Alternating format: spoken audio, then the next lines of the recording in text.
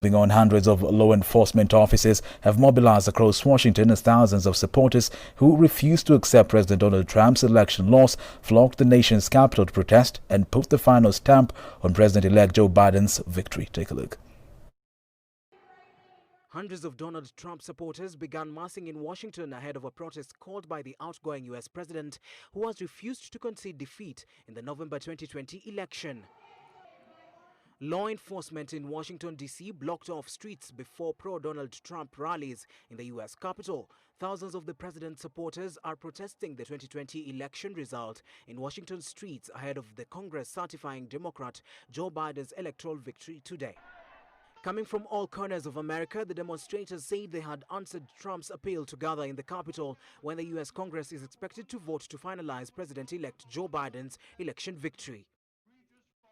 Large parts of the downtown area were boarded up with shops and businesses shuttered by the virus and amid fears of a repeat of the violence that rocked the city during racial justice protests last year.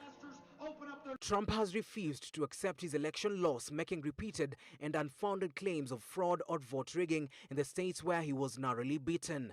Various courts have rejected legal challenges from Trump's team. More than half of Republican voters believe Trump won or aren't sure who did. Nyakundi Kelvin, Switch TV.